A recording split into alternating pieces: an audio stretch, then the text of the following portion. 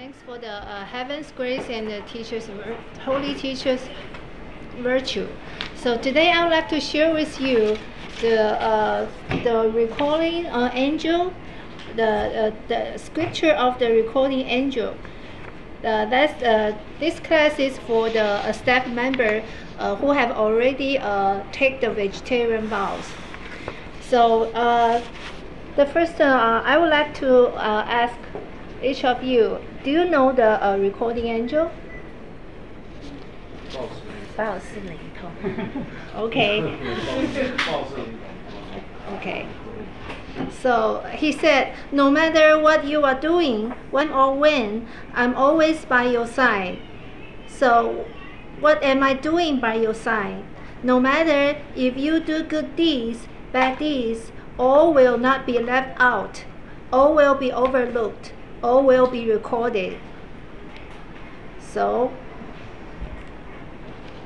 that's the recording angel. Always by our side to record everything. Not only our words, but also our thoughts. So whatever is in our mind, it will be recorded. Yes. Okay. All right.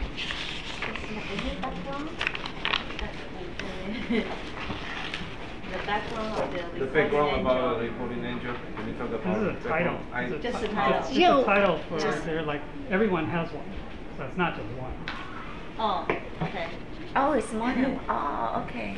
Like a whole staff of them. Well, I don't know whether it's I mean it's when you're talking about that realm, it's hard to say one or many. It's maybe it's all the same, but okay. But yeah. But anyways, but I don't know. They're like simple.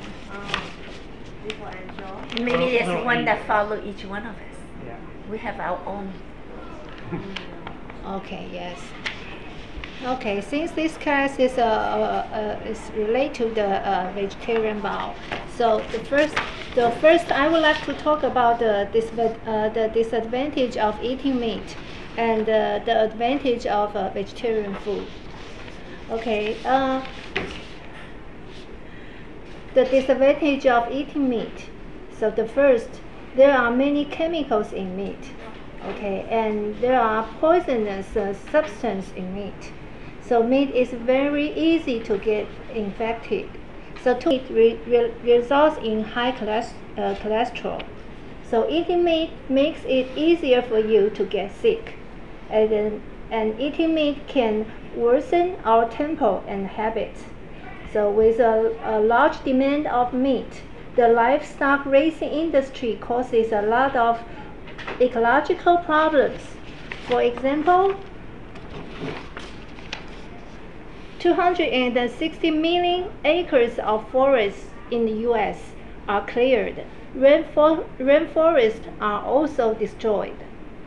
Water needed to produce 1 pound of meat, 1 pound of wheat, is 25 gallons, but water needed to produce 1 pound of meat is 2,500 gallons. The waste of water is serious. So livestock raising industry produce a lot of greenhouse gases that increase the global warming. Okay, and what are the advantage of the eating vegetarian food? So vegetarian foods are easier to be digested and absorbed. So vegetarian foods contain lower cholesterol. Eating vegetarian foods gains enduring stamina. Vegetarian foods help recover from the fatigue more easily. Eating vegetarian foods often promises long life. Vegetarian foods reduce the chance of having cancer. Eating vegetarian foods showing compassion to animals. Being a vegetarian can nurture our mercy and compassion. Being a vegetarian can limit our material desires. Being a vegetarian can eliminate our bad karma. And being vegetarian can purify our heart and mind. So, is there any more information you want to share with us? The disadvantage of eating meat and the advantage of being a vegetarian, and also the benefit of for taking the vegetarian vow. So, Ty, you want to share with us? Well, I don't know. I mean, when you eat meat, you know, because it's protein, right? It's mostly protein, and then there's fat. There, it's so in terms of what was just said, that, you know, digesting that it's harder for us to digest. So actually, athletes, you know, before they, you know, go out, you know, play or whatever, you know, compete in a sport, usually they don't eat meat because it slows them down. I mean, it's very intensive in terms of, you know, the digestion process, and so it takes away from their other energy. So they eat like carbohydrates, you know, the quick energy. So that's what, right? I mean, Johnny knows that. I would just like to add that based on what Ty just said, but the only opposition we have as vegetarians to say not eating meat, you know, like a person who is lifting weight would say, oh, you guys don't get any protein because like a weightlifter eats a lot of meat and so forth because they are trying to put muscles on. So they think that this is the right thing to do. But all other athletes, like Ty just said, abstain from meat before a game or something because you need to move quickly. See, a bodybuilder just stays there and pump weight, so they don't understand that sort of stuff. But I could tell you what would happen if they have to run maybe a half a mile to save their lives. It will be very difficult because they'll get tired so quickly. Whereas other athletes who abstain from meat, even occasionally, will be able to move faster. So there are lots of benefits as being a vegetarian. Yeah, and also the protein intake. There's a myth that you need a lot of protein, right? Especially if like you're bodybuilding and things like that.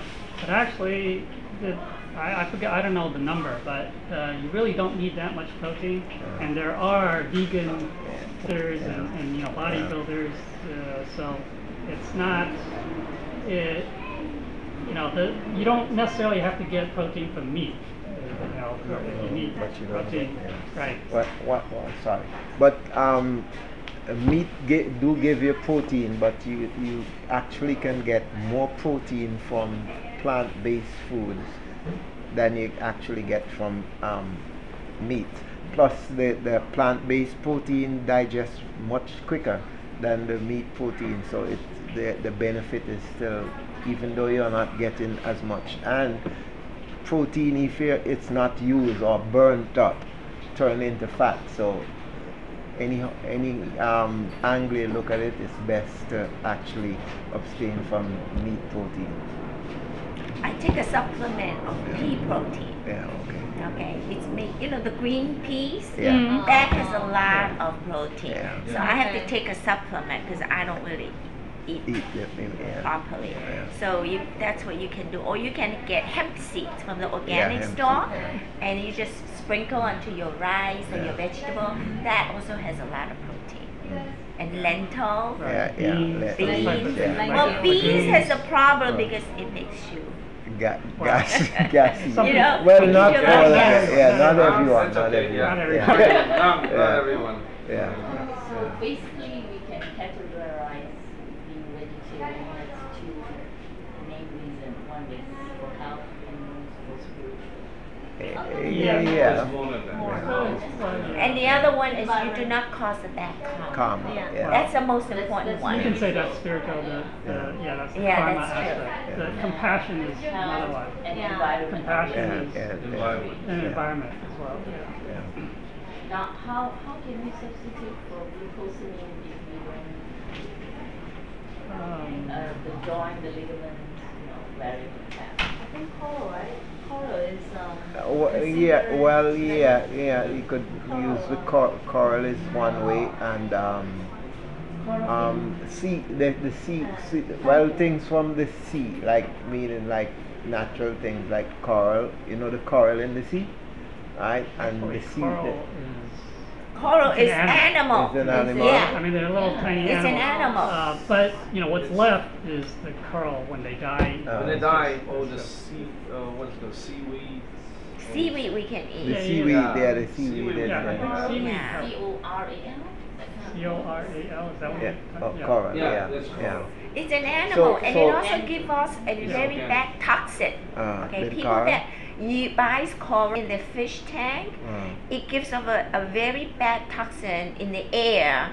So people, especially children, they breathe it. They have that poison in their body.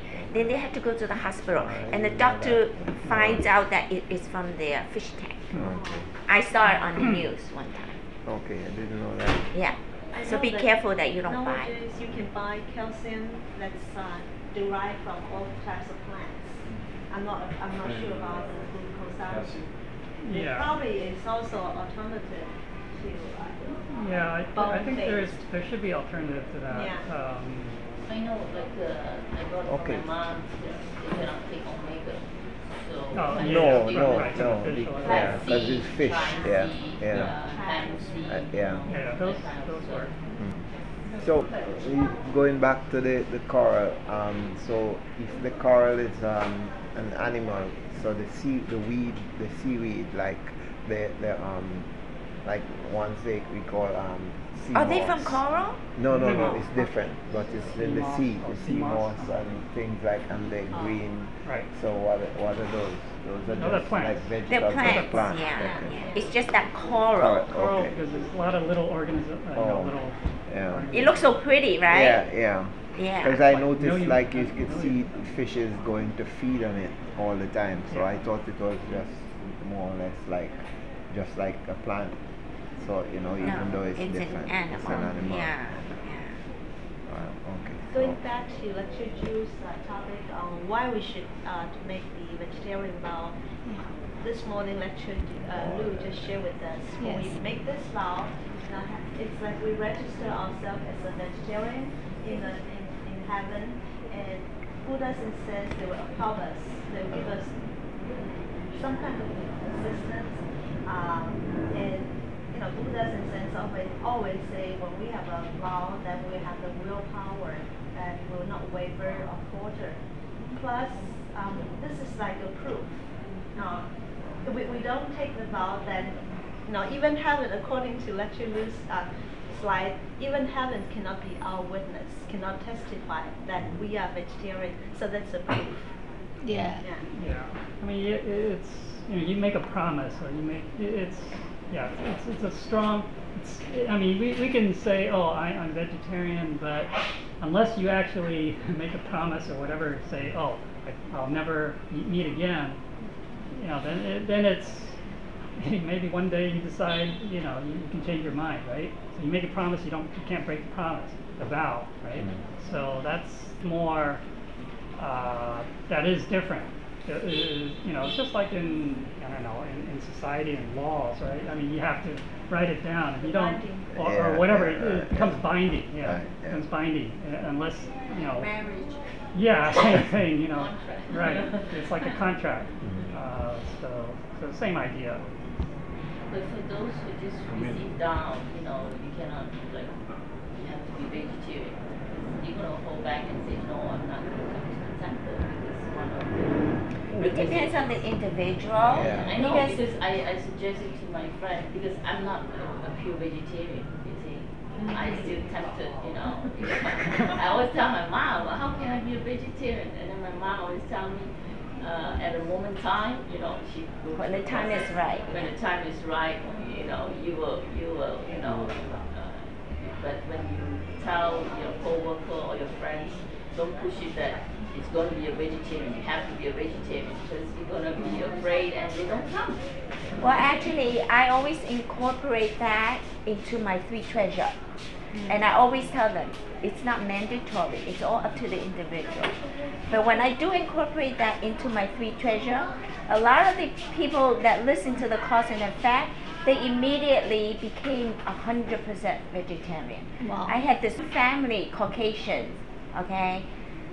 She first listened to my three treasures, she immediately changed, her sister changed, then her husband, before he even come in to receive the Tao, changed after she told him at home. And then her mother came, and her mother is trying to. So it depends on the individual. Yeah, it depends on whether they believe that. If they really believe that, then it's like, well. It also is their affinity too. Yeah. But yeah, no, it's not required. I mean, obviously we encourage. We cannot say you have to. No, Lao Sư already said it's not mandatory. Yeah, you encourage because it's their own karma, anyways. They have to bear the consequence of their action with their choice. So, but they need to be. We need to make it clear that it's their choice, but they bear the consequence. I did try for about a week. If you do And then for 2-3 days, You do it gradually. Yeah, you can do that. It becomes a habit. Yeah. I mean, everything is habit. For humans, we most of our things are due to habit, whether we, and then so. Back home is different because my mom. So when I come with my mom, is always vegetarian because a choice first. Follow her. So what you do is first try 1st and the 15th of each month. Then try doing mornings, okay, and then try doing by days, like maybe twice a week, and then you gradually increase more and more and more. That's how a lot of people did that. And also Okay. you can start by using like beef Yeah, certainly. or chicken, Yeah, and yeah. then Yeah, you cut back on and fish and things Yeah. like that. And remember there are 4 types of meat that we don't eat. First, we don't Vegetable. kill animals. Oh. We don't eat animals that are killed for us, like, right? And the second one, We don't even hear Hear the- if we heard animals kill, we don't eat that. and we don't eat We don't meat see. that's killed for us. We don't Like eat it, and we chicken see. You go to the life farm Life, to yeah. pick. 有3种他说4个，还有自己养的不吃这。样不一样。养的不行， Yeah. 去 We 买 don't 买 eat the meat. We see it was, we saw it was 去 killed. market and then For for us. Don't eat the receipt, don't eat the return, don't eat the race. How did you do it? Maybe you can advise her. See, like growing up, most people in the Caribbean raise animals. We had a lot of different things. We had goat, sheep, cows, and chickens, ducks, and so forth. And like my grandmother, she was able to name every one of the animals, and she knew them. I don't know how she did it. And then, since I was the smallest, I was responsible for feeding in the morning and so forth. And then I got so attached to all these animals, and then you have to go to take one, because like especially on Sundays when everybody's at home, you have everybody sitting at the table, you have Sunday meal is always special. And then I sort of start feeling this, having this funny feeling. Now, this is Jessie, and I say I had to eat Jessie, that sort of stuff. So I just gave up just like that and stopped eating. I got in trouble all the time because when your parents put the food on the table, that means you have to eat everything, and I kept Thinking of Jessie. just endure the problems that I got from not eating and so forth. Well, in the Caribbean, the parents actually beat you, so Did you become a vegetarian before you received the Tao? Yeah. Oh, you were? Yeah, I didn't know that. Yeah, lots of years. Wow. So I just gave up just like that, and I got benefits because I'm feeling better and everything, and I took better care of the animals then, because then I realized I wasn't partaking of their flesh. So, and everything just sort of changed, So I got tempted many times, not because every place you go, It's all meat. it's meat, and in the Caribbean, when you go to someone's house, you cannot refuse, and everybody, there's always food. So if you go to someone's house and you refuse to eat, it's like a very big disrespect. So, and I have to keep saying. What if we propagate the Tao over there and then we have to go to their home? Oh, it's difficult. It's real difficult. It's real difficult. See, so it's even in my last trip just now. It was every time I travel, it's so difficult because everything is garlic and onions involved in anything. In breads, they're baking breads have milk in it. It's so difficult to eat, and so you just have to have a strong will and say, listen, I am a vegetarian. Well, I stopped saying I'm a vegetarian, I'm just saying a vegan. So a vegan, what is that? Say, well, I'm not eating all this, because people think a lot, even on the planes, they say vegetarian, they're still giving you meat, because people don't understand. So it's best for us to say vegan instead of vegetarian, you know. So it's difficult, but you just have to have the willpower and you can do it. And also, if you make a vow of being a vegetarian, vegan, then not just spiritually, not just health, also you have a yellow flag on your, attached to you. So when it's disaster, the God come to save you, they only can identify the yellow flag. So which is, they don't know who is a vegetarian, who is not. They only rescue the one who is a yellow flag. And if you take the vow, Who make a vow? So you have to make a vow. and if you take the vow, and this is a proof that our holy teacher can use it to bargain with our data. Yeah. So Vicky, so you try to be a vegetarian, I know, for a long time. So you want to share with us? In and out. Oh yeah, since last year I went to Ohio, I decided myself, I didn't tell anybody, I decided myself in my heart that I need to drop the meat. And I know I haven't tried meat since then. It's been like what? Like over a year now. A year? Oh yeah. Yeah, and then like still nobody know. I mean, until I have to tell them because they want to feed me meat. I say no, I don't eat meat. I don't say I'm a vegetarian. I just say I don't eat meat. They say, oh really? Since when? I say, oh, since a year ago.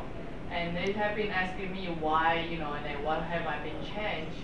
And I just told them honestly, I have been changed a lot because not just my health has been improved, like not that as painful as crazy as before because I had a surgery, and then the doctor actually told me that I have too much hormone in my body and also stress and all that will cause that, I guess, the chemical all that in my body. So I think there will probably something to do with my the meat I've been eating, because my favorite meat, to be honest, is chicken. And the chicken wing, right? Yeah, and that's the worst part because yes. a lot of hormone, and I didn't know my body was fine actually because my mom fed me well when I was a kid. I don't need any additional stuff in my body, but hormone actually increased too much of the chemical I guess in my body. So I have a tumor and all that, and I got scared because I didn't know what to do. Until that time, I went to Ohio. That teacher was showing chicken leg or something. And I was scared because I was like, geez, that was just myself. I was eating myself.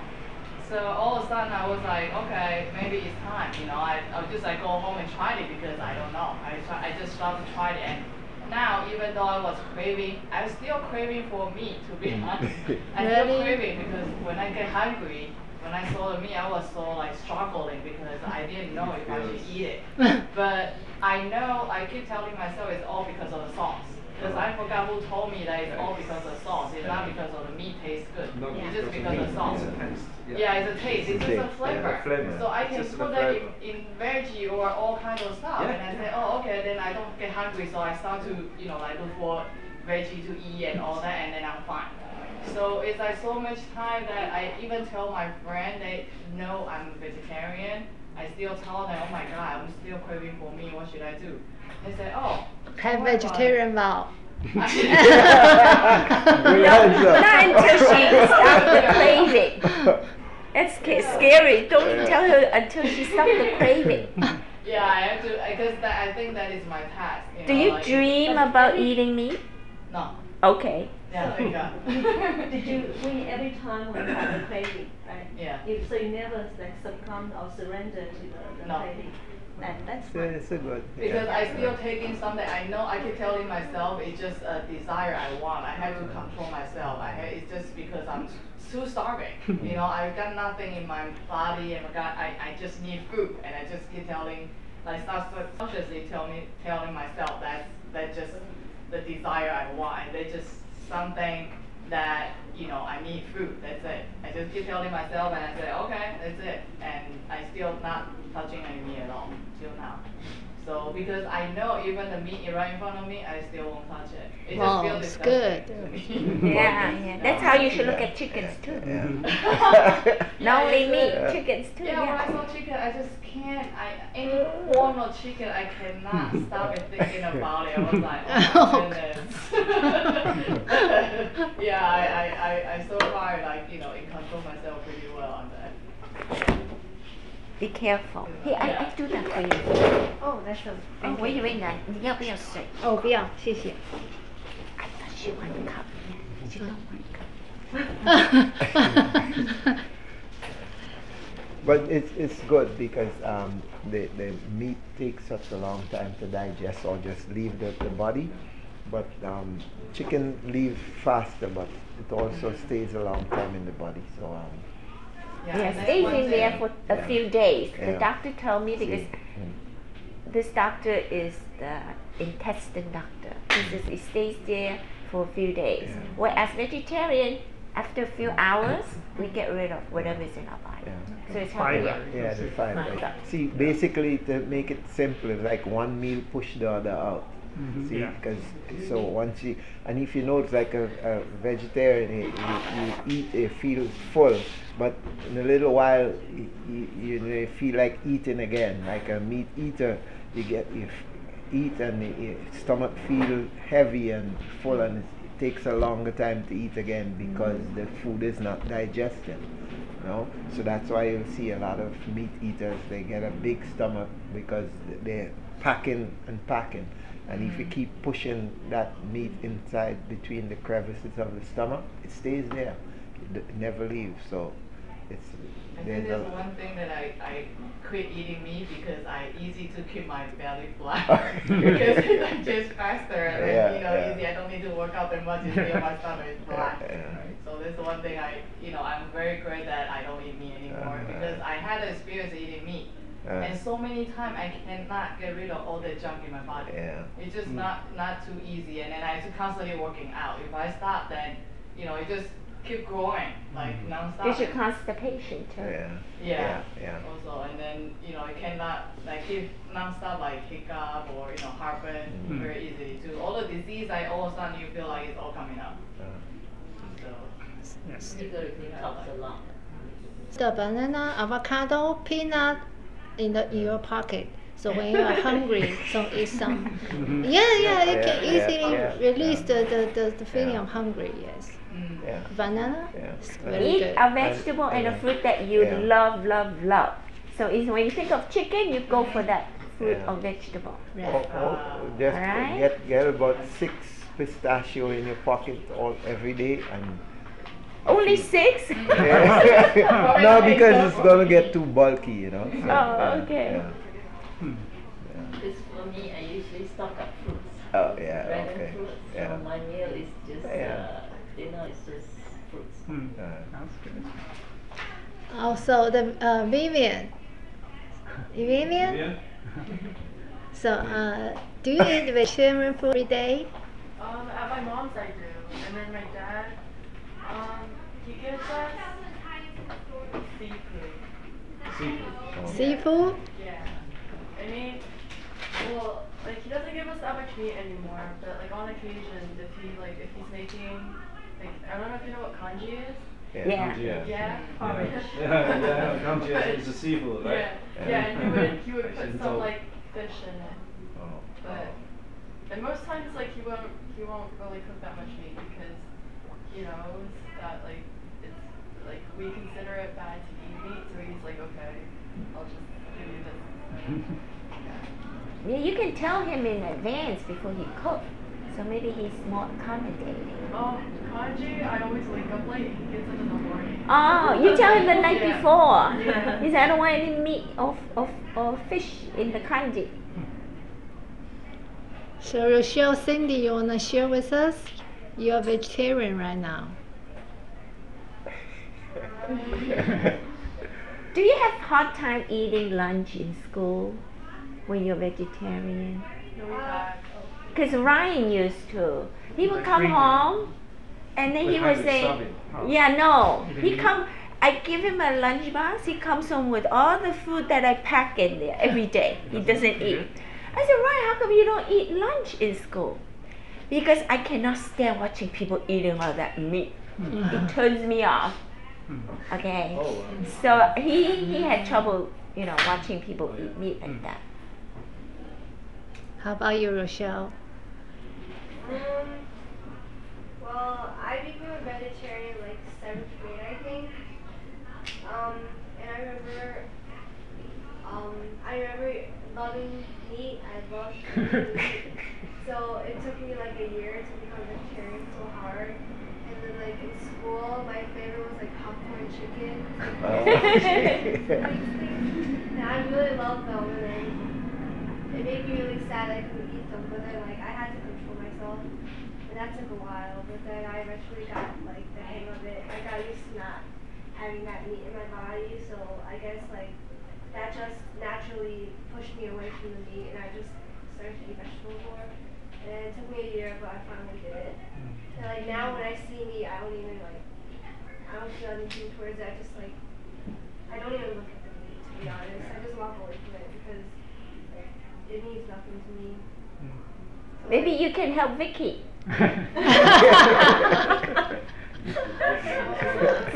Be her consultant. Well, girls, being a vegetarian, it gives us a clear complexion. Okay? So a lot of teenagers, when you see them, they have a lot of acne on their face. Okay? So being a vegetarian, you don't have that problem. Yeah, last time lecture time and I went to another temple's Dharma class, and during the vegetarianism presentation, the lecturer said people would put cucumbers on the face, but they don't put a piece of beef or I like that.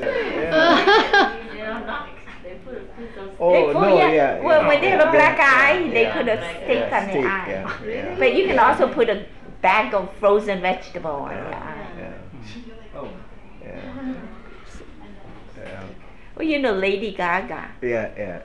She wears crazy stuff, out of the ordinary outfits. Yeah. One of the award shows, she wore a meat outfit from head to toe. Real meat. Real meat. I said, oh. Yeah, she's a little, yeah. So, Vicky, so since you eat vegetarian food every day, so your face is more and more beautiful right now. Yes. Yes. Yes. Do you agree with me? The coloring. She's glowing. So you have another point. It's like spiritual. Yeah. You do look better. And the beautify. Yeah. So we have 4 points. A lot more. So Cindy, you want to share with us?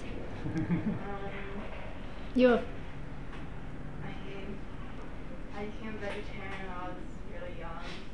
4 years old, right? Wow. Something like that. I don't remember, but I just never. I didn't love meat like Rochelle did. I just never really thought much about meat. Yeah. So it wasn't too hard to give up. At 4, it would be 4 is easy. Yeah. So you're lucky. Yeah. Mm-hmm. You see how beautiful her face is? Oh, really? No Thank acne. you. Cindy got to say thank you. Sometimes you get a pimple here and there, right? But that's normal, but no acne. Acne is, it scars your face. That might be environmental That could, issue. there are other factors. Yeah. How about Sister Chin? I'm vegan. You're vegan. Yeah. When did you start? Wow, long time. Yeah. And when I shopping at the supermarket, especially the Chinese one, that's the area I just Yeah, me too. Yeah. Then the It's- smell, yeah, I just run, grab, and I run out. Yeah. And also when you go and stand online and put your food on that And bell, yeah. it goes They back. have When I the go meat, home, I yeah. sanitize everything. Yeah. Yeah. 他不在，等下是。 Yeah, I wish they had a supermarket that you know It's that all you could go to vegetarian. that you don't have to enjoy that stuff. What some of the organic stores are. Yeah, no, but still, it's not convenient to really, you know, sometimes. But and most of the stuff that we have to buy is always close to that fish section or the meat section, And you hear them yeah, using that machine to cut them and go. It gives me a chill. You know? Have you heard of that grinding machine? Yeah. Or the chopping Yeah. machine? Yeah. And then when you pass in and the person thing, and then they have fish and they cutting it up and so forth. Yeah. And if I'm behind somebody that has bags and bags of meat, I run to another line. I'd rather wait longer. I can't look at that stuff. And then some women, they don't care, they bump me. I said, oh. Yeah, I'm very squirmish when it comes to that. Okay, let's go back to the scripture of the recording angel. Okay, and he said, what we think in our mind will transform into reality and manifest in life. So, things happen for a reason. Therefore, if you want good things to happen, what should our thought be? Good thoughts. Yes, positive thought, right? And if we have many pessimistic thoughts, calamities are more likely to occur around us, right? Yes. All right, okay. And our action in life will also integrate into life and be stored in the eighth consciousness. So our experiences in the past, we are still able to remember some of them, right? Right. And what we are doing in the present will also be stored, remain in our subconsciousness. So if we do something that we will regret, something that will cause embarrassment, we will contaminate our hearts, and it also will always exist. Therefore, we need to be careful and cautious with our each word and conduct. Okay.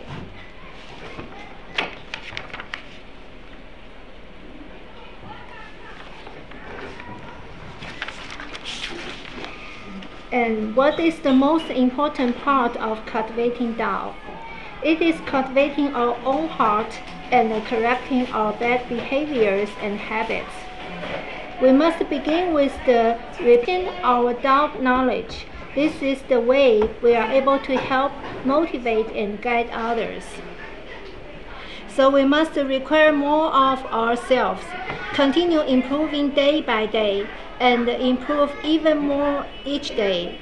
Whether it is because we are bringing about our Buddha nature, enhancing our Tao knowledge, we must continue improving. We must make cultivation Tao and propagating Tao a portion of our daily jobs.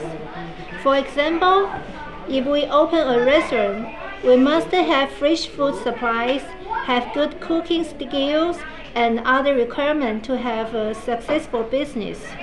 This way, customers will want to come and eat. So when we cultivate Tao, propagate Tao, we must master our own cultivation and our tempers. This will allow us to be more gentle and more humble. And this way, others will want to be close to us and want to come with us to hear the Tao teaching.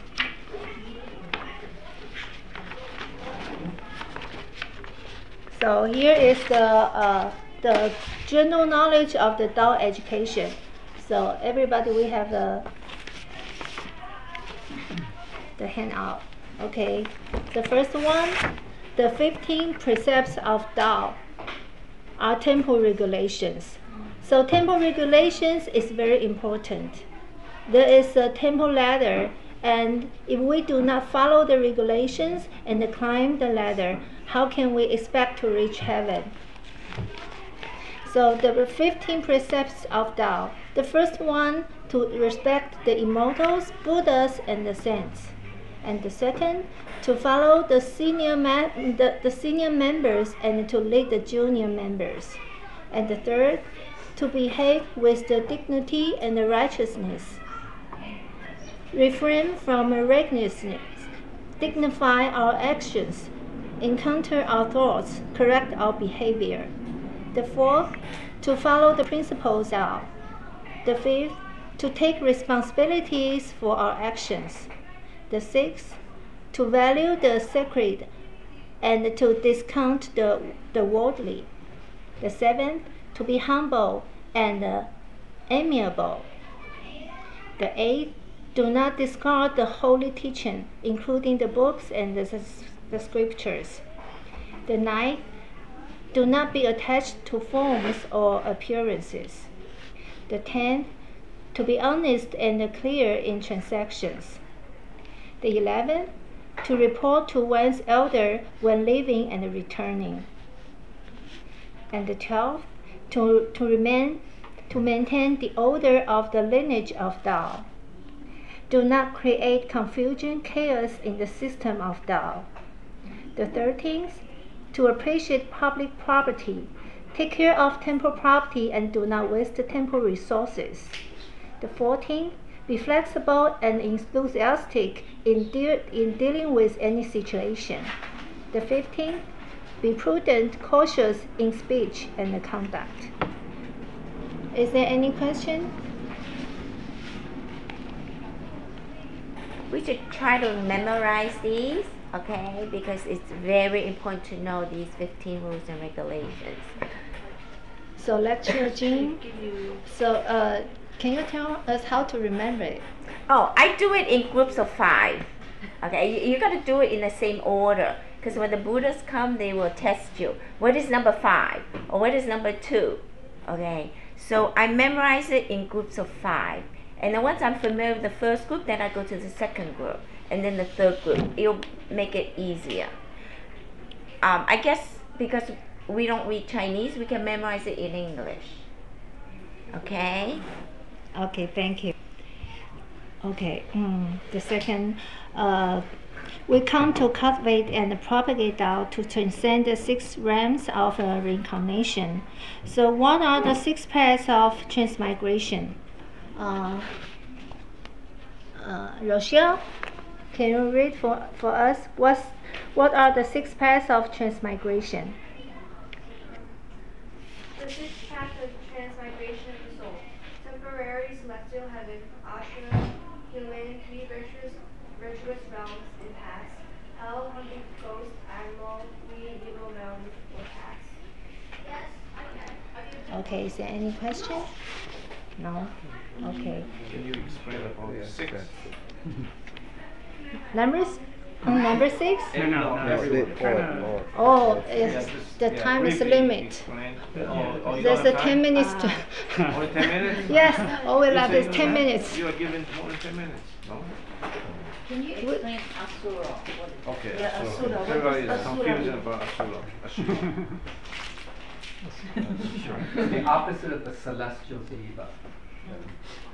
So what is the celestial diva? Well, plus opposite. It just means that it has all the negative qualities. I mean, well, yeah, let me step back. It's a spiritual being. Okay, a spiritual being, same as a diva. Same as a diva. Okay. The only difference is that diva have what we call "quote unquote" good qualities or admirable qualities, like they are maybe kind, compassionate, whatever. Whereas an asura is somebody who usually has the 3 poisons, okay, who is either very vengeful, Wicked. very yeah, you can say wicked. You know, they're very vengeful. You can say they're greedy. Yeah, they have avarice, or they have, you know, they have some sort of attachment, human emotional attachment, rage, greed. They're always willing to. They're always, in other words, their attraction. Because they have this attachment. They're attracted to people who let's say, you know, have attachment to certain things. So they'll come and, I would say come and, you know, interfere with you, but come and get involved with you. I see. So that's why you got to be careful what you wish for. Okay, sometimes. Asura, that is Chinese, right? Asura? No, it's Hindu. It's based on Hindu. It's based on Hindu. Oh, okay. It's a Hindu term, really. It's a Sanskrit. It's a Sanskrit. Yeah. Okay. Sanskrit term. So they are still, they are also dog cultivators. But Yeah, well, they can be. They work They on can the- be. They can be. That's why they're considered as part of the 3 upper virtuous realms, okay, of paths, okay, the first 3, okay, because they've cultivated, they did some cultivation, maybe not, you know, that you know, put in too much effort, but you know, not that serious, but they do some cultivation. But again, like what Kai said, you know, they have greed or anger, these types of things that cause them to not become, you know, the diva or the first one, the celestial. Is it like, it sounds like a bad demon or something? Yeah, you can say it's like a demon. They can You do can say that. it's a demon. Okay. And actually, they can be anywhere. I mean, it's not just spirit. Right. Yeah, even in this reality. As humans, you know, they in a could human be form, human beings, of course. You know, right? So yeah, they tempt you. They might tempt you to do these things, like greed. You know, no, you feel like, oh, I want, you know, I'm trying to make money. You know, they might tempt you. You know, in those aspects. You know, that's why we think of it maybe like a demon, right? They tempt us. Yeah. So basically, don't we, most of us nowadays, humans, have bit parts of that Asura type of personality? Yeah, we right? want to try to get rid of those. Okay. Okay. All right. They influence people. Yeah. Right, they do influence They do. people. You know, some Okay. people, they have a power, they have a But superpower, they have some I heard- attraction. They can Okay. attract a group of people, certain type of group of people, and they influence them to do bad things. Okay. Yeah. Yeah, but I heard, right, they are sent by Lao Mu, you know, sometimes to test and challenge Yeah. certain individual Yeah. Right. to inspire and move them to the right direction instead of always to the negative. It can work in both ways. It can change. It can. Is it? I Is it? don't know. Yeah, just give you a lot of challenge so you in Let's say, search. you say, oh, okay, today I got rid of all my greed, right? I'm no longer greedy. So heaven will test you. So Lama will send a Asura to come and test you to see if you really got rid of your greed, okay? Or your temper. If you say, okay, today I'm not going to get angry for the rest of my life. I got rid of my temper. Okay. And then the next moment, someone will come and test you, okay? And you blow up. So you fail. Okay. But it's okay to fail. You try harder next time. Yeah, Right? that's right. Don't let that like discourage you in your cultivation. Thank you. It's pretty good answer. Okay, Vicky, can you read for us the 6 parameters? Sure. The first one is the politics of given can actually transform stinginess and greed. Given helps to correct us of stinginess and greed. Second is upholding precepts can transform transgressors. Upholding precepts help us to free us of viciousness and obscenity. The third is patience can transform anger. Patience relieves us of anger and resentment.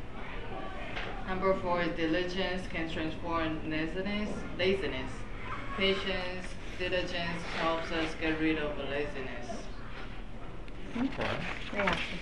Get rid of patience. Yeah, that patience. Really, jing is it's diligence, but yeah, it's Striving for perfection. yeah, it is diligence. I mean, diligence is broad. more specific, there's broad and there's narrow. In Buddhism, it specifically refers, or in Zen, it refers to purification, continuous refinement, or purification to get rid of our what? Illusions. So it's a long phrase, but more specific, it means that it's a continuous refinement process. Just 火炼, right? In Chinese, we say 火炼, right? Is that what it means? 火炼, right? 火炼的意思. 提炼, yeah. It means, well, 火炼, it just means that it's a crucible of fire. You have to refine, right? If you want to refine metal, you have to put it in fire, right? It's constantly, right, heated up to make it pure, right? So the same, it's a metaphor, obviously, but it's the same thing. So in Buddhism, 清净 means that. It's very hard. It's just not diligence. I mean, diligence is okay. It's broad. It's very broad. Purification? Yeah, purification. Purification of, it's a continuous, non-stop, okay? You don't want to say, oh, I purified just for 1 week, 1 day, 1 year. No, it's till your last breath. So that's more, it's more narrow. You could say it's more strict, but it's a higher level, obviously, right? It's a continuous, non-stop refinement, or purification. Yeah, you can say purification of okay. So that's what it really, more narrow, more specific. Number 5, Samadhi. Samadhi can transform distraction. Samadhi concentration purges mental distractions and messages from us. Number 6 is Prajna. Prajna, sorry. Prajna, wisdom can transform ignorance. Prajna, wisdom elevates us from stupidity to ignorance. Prajna is Hindi as well, right? Yes, those are Sanskrit. Same as Samadhi. But really, number 5, you can also use dhyana. Dhyana. Samadhi means it means a deep. It's a state of concentration. Yeah, you can say meditation. It's a state of concentration where you are at a state of sublime emptiness. Okay, how's that? So how do you define sublime emptiness? Yeah, so next time. Yeah, you can say sublime means that it's something that you can't perfectly describe. Right? Sublime, like certain art. Right. Certain art is sublime. Certain art is concrete. Sublime is, you can say, it's maybe the opposite of concrete, right? or tangible, right? Something that's, you can say it's really undescribable. It's really not completely tangible. Not if you see this, you can say it's not just tangible, but you could say, it's a certain shape, right? It's this color, this sublime. You can't describe it, right? Okay, so that's the opposite. So it's sublime emptiness. So that's really, if you really want to get that far, that's the highest level. There are different levels of samadhi. Just like concentration, but you can say it's the dhyana too, which is meditation, right? Because a certain concentration at a certain level is considered meditation, right? Whole point of meditation is to concentrate, right? Focus, whatever. Focus on what is the other question, right? On emptiness. That's really, so that's what really samadhi at the higher level means that. The different levels. Samadhi has different levels. But sublime emptiness is the highest level.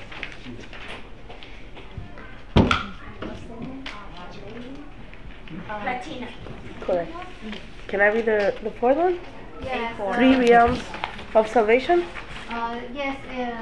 There's a Quick. Number 3, right? Number 3. Patience. Sorry. Go back. Number 3, 6 parameter. Patience is a narrow explanation. Forbearance is better because it entails tolerance. You have to be tolerant also. Okay, patience is part of it. But it's too narrow. So once again, we have to understand what's the broad and what's the narrow. Okay, you have to know both. You have to know both. Sorry, you have to know both. Okay, That's the Tao. Okay, that's the truth. Okay. Yeah, the literal translation is actually we are able to tolerate humiliation. Right. Tolerance comes with compassion. Yeah, well, that's true too. That's true too. So there's a little link. Yeah, there's a because it's they overlap. There's always overlap. But forbearance, tolerance, patience is a narrow part of right. It's a subset of forbearance, right? So it's really the being able to tolerate people's criticism of you or slander against you, right? That's really what Renru is part of. Okay, it's like people call you stupid or you're vegan or you've got to be an idiot or something like that. But that's forbearance. Forbearance is that. It's part of that. You don't. In other words, whatever people say to you, right? It does not trigger any emotional response from you. That's really a higher level of cultivation, right? I mean, it's like water over the duck's back. It doesn't matter. It doesn't stick, right? Nothing sticks, right? So that's what really forbearance means. All right. Charity, number one, practice giving. Yeah, it's charity. It's defined as charity, but it's also overlap with. It's not charity. It's just not charity, but it's also notion of willingness to forego, to give up. You can say giving up. I mean, charity is narrow, right? It's more narrow. It also implies some compassion, overlaps compassion too. There's a difference between giving, wanting to give, and giving because you feel compassion. Right. Yeah, it's really unmotivated. I mean, it's non-motive. There's no motive behind it. You do it because it's in your heart. Yeah, it's according to your Buddha nature. Right. Yeah, you can say heart. Heart is spontaneous. It's spontaneous without any rationale. You don't need to give a reason. You do it because we say it's right. Or more properly, or if you want to be technical, you do it because according to your Buddha nature. It's according to your Buddha nature. Okay. That includes utilities, anything, do not waste. Okay? And do not discard food that is edible unless it's gone bad, and try not to let it go back. I have another question. I have a friend that works in a restaurant, and he's going to school for culinary arts, and apparently he's in the process of giving up meat. Right. And we were talking about it. Like, oh yeah, listen, I'm gonna eat meat, so he asked me, so what I'm going to do now, because this is my career, this is my job, he goes to a very famous culinary school, very famous one, and he's promised a very good job, because prior to that, there's a good reference, he used to work in a 5-star restaurant, very famous one, the Frisco, by the Rockefeller Center. So he's promised to go back and, continue as a top chef. But he has to serve meat. He doesn't want to eat it, but he has to serve it. So what's the situation in this case? You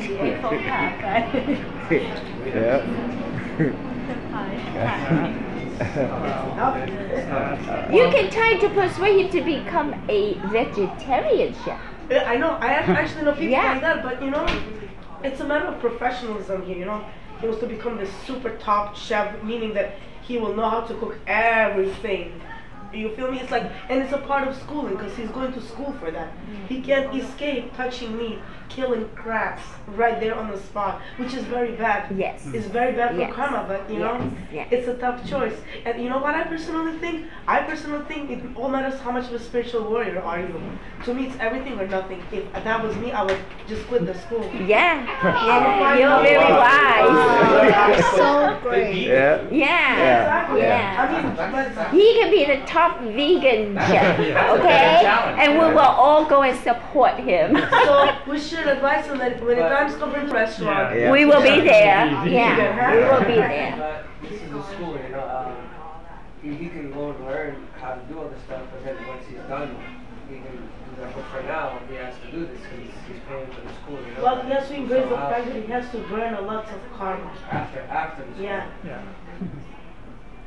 I don't know. It's hard. It's a complex. Yeah, I mean, you know, it's right. The karma. Well, if he later on, after the school, then he's, you know, the veg changes to doing vegan or whatever, then you know that helps other people. You know, then he'll offset. That can help offset some of that. Yeah. Yeah, but to me, I think it's definitely very bad if you have the knowledge. Because there's a difference. I try to explain this to people. It's a difference when you know and you don't know. You know, when you know and you still do it. I think it's harder. It's you have much more. You collecting more karma like that. Yeah. You know, it's less to wash it out because you know, and I mean you're doing nothing about it. So when you know and you know the right information, this is the time to act right. Like. You know, you're a very wise person. I just talk for her. And she's very new, okay? So she's very wise. No, I used to go to Hindi temples. Oh, okay, no wonder. But here I actually get to learn because here we get to sit down and you see interact. Yeah. In the Hindi temples it's more like independent. You can go and ask swamis for questions, but I like this gathering. I think I personally feel it's more impact, it's more powerful, and it's more motivating, you know? That's good. So you should bring more people. Yeah. From the Hindu temple.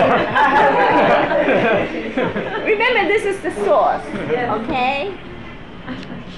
And I know a good example, like you know, in the story you just mentioned, you know, the four Buddha, Buddhi, what's that, four Buddhi? The one New Buddhi, yeah.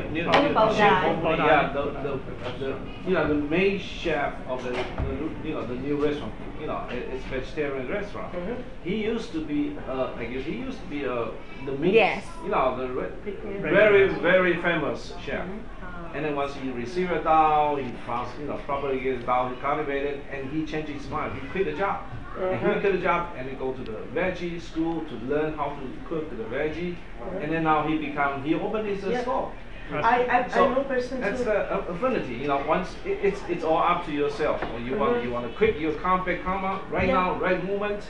You make a decision, it's determination. It's determination, and I want to connect it. As he said, this is when you get detached from materialistic world. Because the one thing in life is, you make more money in this restaurant with me, but you make less money, it doesn't matter. Because you can interfere with your pureness and happiness. The holy teacher is going to give you another chance. Yeah, because I'm just going to show you one example. I had a friend, same thing like yours. He used to cook meat and everything. His name was Alfonso, I remember. He became very, very spiritual, to the point where he became completely cooking only vegan and vegetarian food, right? He left the meat, so that his career, took another direction, but he was more happy. So what he's doing now, not just he works in a little restaurant, vegan food, yes, but on the side what he does, oh my God, he makes free food for the temples, schools. And he makes it vegan on purpose. And he makes like, you see, like the meatballs, but made out of soy. Spaghetti, etc. All this food that people eat with meat, but he makes it in a different way, vegan way. So, and he spreads it all over. And he blesses it before anything with a ritual and etc. And he spreads it all over. And it didn't much. And actually, by doing that, even though he makes a little bit money in the regular vegan restaurant, in some other way, shape, and form, money is coming to him. The wealth is coming to him, and the happiness is coming to him. I know him personally. A beautiful life, very happy. Yeah. So that's the life. Yeah. Platina, I have a suggestion. You bring that friend to any vegetarian restaurant, whether it's downstairs or the other one. Let them taste the food, and then he can make his own specialties and learn from that and open up his own I took him actually, we did. We went to You did? Okay. Yeah, I took him too. We actually all, me and him, we all went together. He actually, and his mother, she's more, this is interesting, his mother is more like into vegetarianism. They make home, and he knows how to make veggie burgers, stuff out of soy, tofu, etc. It's just that it's a procedure for him. So actually, he's in the process of quitting. Okay, that's good. So he can change the he's trying to figure out now that he's very professional chef. What kind of direction he should take his career, like his. You should first bring him to receive the Tao. Oh yeah. Okay. Yeah. Then he'll learn about it. And as you know, the vegetarianism is the same now. You know, a lot of young people who come to our temple now, they are vegetarians. Yeah, and plus Buddha also forecast that. I used to eat a lot of meat before when I received the vow last week ago. Since then, I only eat once. I thought it was going to be really hard. I thought it was going to be like super hard, but when we go shopping and stuff, usually I buy a lot of stuff, but I was like, no, it's not. Yeah. And I've been which very was healthy surprising. lately, and I've been feeling great. So It's a funny story. He surprised me. We went to food shopping, and we usually, buy a lot of food. And for once, he was, and he spent most of the money on veggies and fruit. I'm like, and I looked at him like, well, baby, but listen, you have to save something because you have to go get your stuff. And said, you know what, baby, forget about it. No more my stuff. That's very good, and it's only 2 weeks ago. Congratulations. Keep up the good work, then eventually you're going to be a vegan. Yeah. Yes. Okay. Okay, let's go back to the general knowledge of Tao education, A4. So it is difficult to encounter the salvation of the 3 realms. So this is an excellent timing. So what are the 3 realms of salvation? So Platina, can you read for us? Yeah. So 3 realms of salvation. Number 1, uplift the spirits of celestial heaven, deities or divas, in all the galaxies. Number 2, saving males and females who are trustworthy, virtuous, and pious in the world. Number 3, uplift the wandering spirits and ghosts of the world. This is interesting. This is. My grandma passed away yesterday. Oh no. Yeah. And I'm wondering a lot right now. Like, Is that your maternal or paternal? Maternal, from my mother's side. How old? 98. Wow. Yes. Yeah. 98, but now I'm kind of sad because she's going to be reincarnated into a fish. Why do you think that? Because my mom said, I think she said her mouth was open. A little bit. I don't know, but she was sick at the same time, so all the time she was like. Yeah, she's breathing from her mouth. Yeah, so that doesn't really mean she's gonna.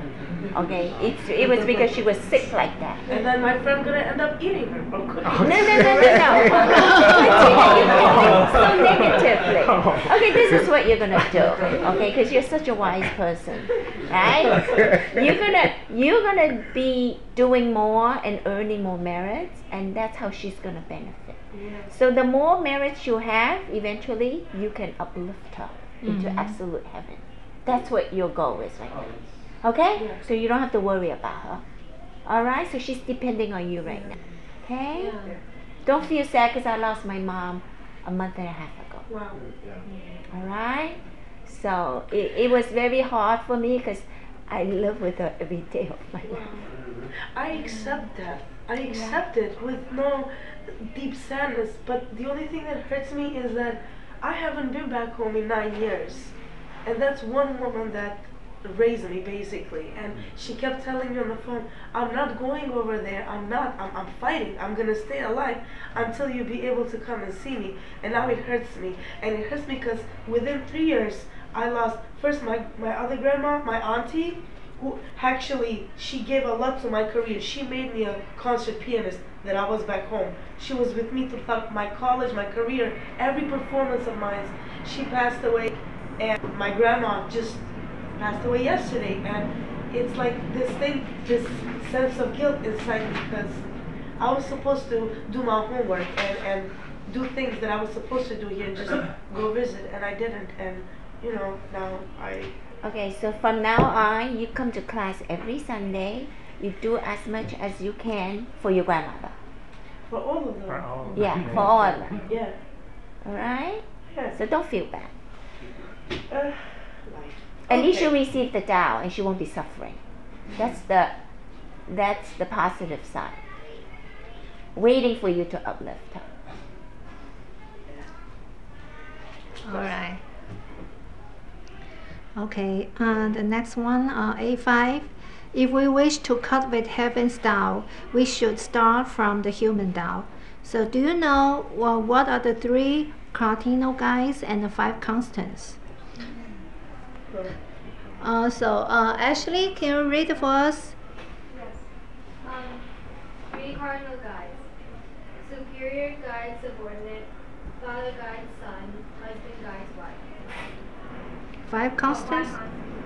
Benevolence, righteousness, piety, wisdom, faith, trust, sincerity. So is there any question? What does propriety mean? Like etiquette or protocol? Yeah. Our conduct. Manner, attitude. It also implies there's an order. You know, we follow the order. Yeah. Okay. So all this when we read all of those rules that we have to like mandatorily know, right? Well, yeah, I mean, we should learn these and then follow practice. I mean, we follow them, practice. Okay. Yeah. And learn. Well, some of these aren't rules, but yeah. Actually, these are all the questions that asked by the recording angel on a 3rd-day Dharma class in New York. And these are the basic things as a dog cultivator should know. And we should understand what they are, and we should also try to apply them into our life, our thinking, our conduct, our speech, and everything.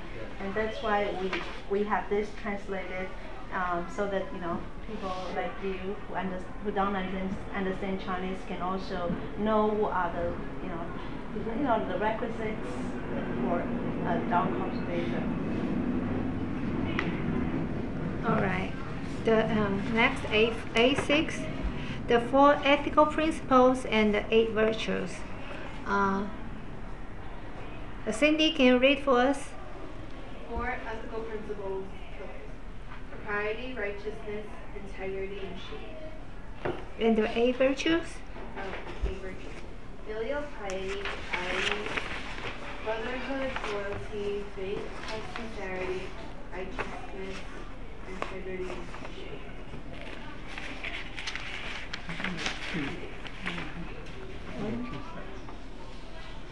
Oh, these are 2 different. Yeah. From our type of temple. Yeah, the 8 virtues is different. Okay, the first set is what we use in the temple. Yeah, we use the temple as filial piety, the brotherhood, the loyalty, the faith, and the propriety, righteousness, integrity, and shame. Yeah, so yeah, that's what we use in the temple. Is the first one, including the filial piety. The first one is filial piety. Oh, yeah. I guess the other set is in kind textbooks. In other textbooks they use this other. Oh, first time I see it like I've never seen this. I always memorize it in the first order. In the society. Textbook in the middle school. Okay. And the first one is more. Yeah.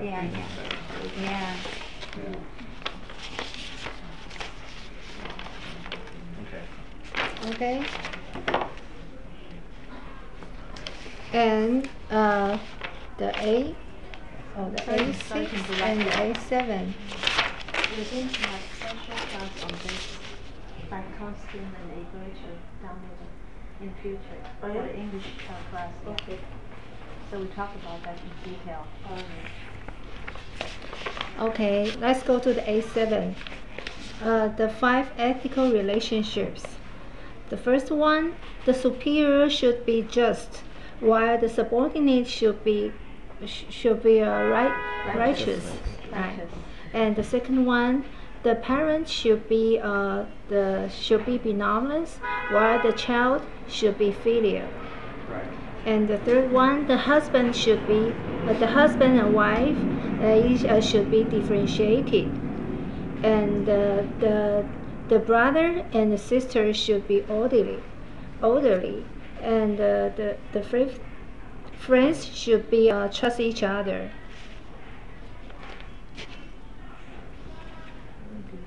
Explain the differentiation. differentiation between husband and wife.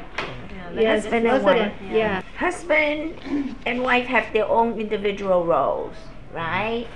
So that must be differentiated. Usually, especially in the old days, the husband go and make a living. They come home and the wife would have the meals ready for the husband. But now today, the husband and wife are both working. So when we come home, the husband and wife should help each other prepare the meal. There's no more that's you and I and me. You know what I'm saying? So everybody takes their own chores, and the most important thing is to understand each other and to accommodate each other. So there's no really a lot of conflict among the husband and the wife. A lot of understanding. Okay? So this way the marriage will work out. And we have to overlook a lot of things. Like the holy teacher said, after marriage, we have one eye open and one eye closed. Before marriage, it's both eyes open. So after marriage, one eye open and one eye closed. Okay? That's how the marriage will work out. You know the notion that one eye open, one eye closed. We both see as one. We both see as one. She has one eye open, I have one eye open. No, it means that before you're looking for your significant other, you want to be very careful and see if this is the right person for you. Right. Okay, and once you make the decision and you go to the altar to make the vow, then you have to learn to be more forgiving and more accommodating. All people have different character, personality, and they have their own maybe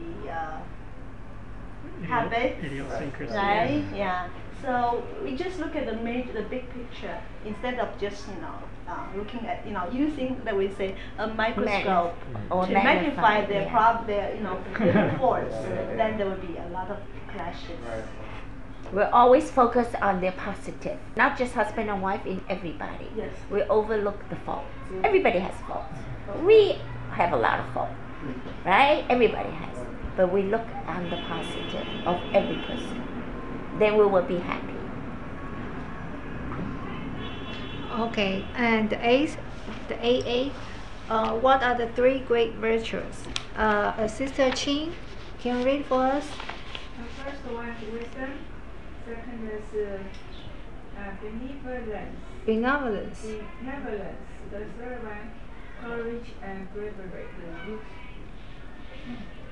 Okay, and what are the A9? What are the A4 path? So, Vivian, can you read for us? Right understanding, view, proper vision, right thought, attitude, proper emotion or aspiration, right speech, proper speech, right action, proper action, right livelihood, proper livelihood, right effort, proper effort, right mindfulness, proper awareness, right concentration,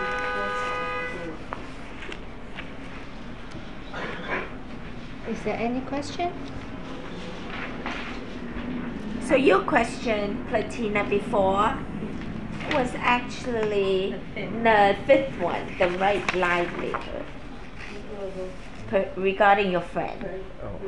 Okay? So lecturer Kai, can you explain for us what is the right understanding? Yeah, this is the first, the Eightfold Path, right? We call it Eightfold Path. Really, this right understanding is really from, you can say from Buddha's perspective, is the first step.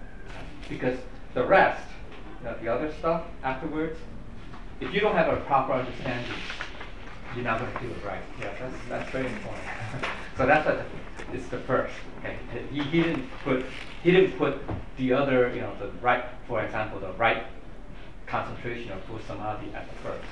That's very interesting. Right? I mean, have anybody thought of that? I mean, anybody? Okay, so right understanding. What is right understanding? There's the Four Noble Truths. Oh yeah, you guys should put Four Noble Truths. Yeah, it's not in here. It's not asked by the recording. But Four Noble Truths is part of important. Yeah, But the right understanding is what? Understanding of what? You're like, what is the right? Right. Yeah. Yeah. Well, What's well, proper? What's the what's proper proper? view? What's the truth? Yeah. That's We say right. I mean, because no other word. Right. But you see, Or this proper. is what gets me into argument a lot with people. Yeah. Well. We gotta look at from a Buddhist angle, right? I mean, Buddhist perspective, right? Because he's the one who. As a matter of fact, this was, just FYI, just a little trivia. The Eightfold Paths and the Four Noble Truths were the first, you can say, topics that Buddha taught right after enlightenment. You know that? Anybody know that? He taught that to his 5 ascetics. 5 ascetic friends. Ascetic friends. You know what ascetic means, right? Ascetic means, you have these people. It's a method. It's a practice. You can say it's a dharma. It's a type of teaching. It's a type of kung fu. You can call it that way, where they basically endure pain. They fast. They can sleep on a bed of nails. They can walk on coal fire. That's how you get these yoga masters or these gurus to do those things, right? You see Robbins and whatever, then you walk on fire, all that stuff. The idea is that mind over matter, or over your sensations or whatever. So that's what ascetics do. Okay, so Buddha. Too much explanation, but it's very important because Buddha taught that right after he became enlightened, he went to seek his 5 ascetic friends. One of them was called Kandina, or whatever his name is. He was also, by the way, happened to be a Brahmin. He was a Brahmin. He was born. He's a Brahmin scholar. Oh yeah, you can say scholar. He was present when Buddha was a child, when Buddha was just born, and he was invited by his father, or the Brahmin, Kandina, I think that's his name. Was invited because he can, how can I say, he can like make prophecies. Okay, so he was the only guy among I think there were 7 scholars. This is FYI, but it's good information. His father, Siddhartha, Buddha's father, before he became enlightened, when he was born, invited 7 scholars of the kingdom, famous scholars, to come and prophesy. All these kings can do that, right? And the same thing with Holy Teacher when he was born, before. But anyway. So they come and prophesy. Because he wants the father, the king, wants to know, what will happen to my son, Siddhartha. And so 7 scholars came. They're not ascetics, they're just scholars. Okay, they're all Brahmin class. They all came and they all watched the child say, wow, look at the Buddhas. They said the 32 virtue attributes, senses, 相孔, 相面, right? No, whatever. I mean, whatever. Yeah. Anyway, it doesn't matter. So all of them held up 2 fingers. One of them was called Asita. Like, this is good. It's good stuff now. Asita. They held up 2 fingers. So what does that mean? 2 fingers. One means that if the king raised Siddhartha to properly, in this Fanjian, in this material realm, he will become a powerful leader, king, whatever, king. That's the first one. Second one, if he rejects this material world, this child, he will be a enlightened being, a Buddha. So that's why they hold 2 fingers. Okay, but Kandina, the youngest scholar, just said, he said only he will definitely become a Buddha. so he was young. So when he saw that, this guy Kandina saw that, he decided to not become a Brahmin, not become a scholar, and become an ascetic, and wait for when this child, Siddhartha, become enlightened, he wants to be his disciple, right? And so later on, when Buddha grew up, right? I mean, not Buddha, he was Buddha. He grew up. He left the palace, left his wife and child, and started, he sought out 2 main gurus, but we don't need to go into that. But then eventually he met up with Kandina because he went with the ascetic school, the ascetic school, the practice, and then that's how they met up, and they became brothers. They become like Shongdi. Kandina was one of them.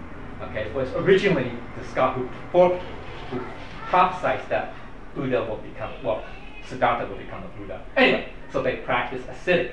And the reason why they rejected him is because when Buddha, the story, he almost died, starved to death, right? He tried to eat one sesame seed. They starved. They end up being they look like skeletons, bones and skeletons. Because, they try, that's the, so that's how, anyway, so Buddha, just so happened, he was by the river, and a shepherd girl saw him, nearly drowned, so fed him, it's Hindu word called kheer or payasam, which is rice pudding made with milk. That's why they can drink milk, goat's milk, okay? So that's why Buddhists can drink goat milk because of that. And so Buddha survived, right? Okay, so then he realized, then when his other friends, those 5 friends, including Kandina, saw him, hey, Buddha, how come, not Buddha, Siddhartha, how come you are eating rice pudding? I thought we're not supposed to do that. We're supposed to just eat one sesame seed or whatever, and water. So they thought, oh, Siddhartha, you're going to fail. You're not going to become enlightened. So they left. That's how they left him. They abandoned it. They no longer became brothers. That's the whole story. But then later. Okay, so the point of the story, what he taught them was he realized, I'm trying to get to it, that there's a reason for this story. Okay? There's a reason for the story. What is the proper understanding? One way is that, okay, 4 noble truths. You have to know the 4 noble truths. What are the 4 noble truths? Suffering. 1, life is suffering, involves suffering. I don't care how rich, how famous, how powerful, you'll still suffer. Right? You'll get sick. Well, part of the suffering is the bhaktis, right? The bhaktis, the hardships. But we should also put 8 hardships here too. Oh my goodness. You're gonna add more, but there are. Okay, but the first 4 is nobody can escape from it. Anybody that can, any material thing can answer. There's creation or birth, right? The humans is birth, aging, sickness, and death. You can't escape that, right? Even the sun was created, right? One day it's going to disappear, right? So it's then the next 4 is I don't want to get into detail, but anyway, it's more emotional, eternal, spiritual. You can call it that, mental, whatever. Okay, so I don't want to get into that. But anyway, so number 1 is that life is full of suffering. What's the second truth? You can put 4 noble truths in here too. What's the second noble truth? The causes of all right. the suffering. There is a cause to the suffering. Right. There's a reason for that. It's not dukkha. Dukkha is they use the word. We dukkha, but really dukkha is more than it's affliction. You can say it's affliction. But anyway. So there is a reason for that. So it's not random. Part of it is karma, right? The cause. But he explained that later. Part of the reason for the cause is due to karma. That's part. The other part is due to our desires. Okay, so that's the two you can say major components. Okay, that are the causes. Of basically, that. we cause our own suffering. Right. So that's what I'm saying. Is that so that the notion of causality is there. Okay, that's like the notion. So you taught a lot. Okay, the very first. Then what's the third noble truth? How to terminate. Right. You can because from number 2 we know that there is cause. There's a causality. So therefore, it makes sense that number 3 you can get rid of suffering. So in other words, from number 2, from the second noble truth, because suffering is not. People say, oh, it's natural. It's natural. It's natural. That people say, oh, suffering is natural. 苦是自然的. Look at look, it's suffering, right? It's true only on a superficial level. Superficial level. Just like night and day. Night and day. But there's a reason why there's night and day. Yeah? Yin and yang. Okay, there's a reason. Alright? But you can say it's natural. That's true, but that's superficial. So you can say suffering is it's natural. It's natural. Who doesn't get old? Who doesn't get sick? Who doesn't die? That's natural. But there's a reason for that. For that, what we call quote unquote natural cycle or natural way of things. Okay, natural. So there's a reason. Part of it is karma, part of it is desire. Okay? So that's why number 3 leads to number 3. We can therefore what? Reduce or eliminate suffering. Right? That's number 3. Put the name to your office. Put it in, right. Then number 4. What's for number 2? It is what? There's a way to do that, to get rid of it. So very logical, right? Very, very logical, right? Buddha is he's very rational. He's a very logical person. They say he's a first-rate mind. Anyway, okay, well that's why he's Buddha, I guess. He's enlightened anyway. But anyway, so there's what is the way? The Eightfold Path. Okay, so that's proper. The first step is you have to really proper understanding is it's okay. It's right. It's really realization. Okay, proper understanding of the Four Noble Truths. Okay, all right. And also, I'm going to get the whole story. We might talk about the ascetics and his friends. Why? What's proper understanding? What's proper realization? How do you get enlightened? Not through indulging in material goods or sensual pleasure. That's one way. He was at the palace, remember? Before he was doing that. Still, he couldn't get rid of what? Not get rid of suffering, okay, whatever, okay, or mental anguish, whatever. Dukkha, really. Dukkha is a better word. It's not just suffering, it's mental anguish too. Okay. Also, he went to what? With his 5 friends, right? They went to what? They followed the ascetic path. They said, okay, I'll reject everything earthly.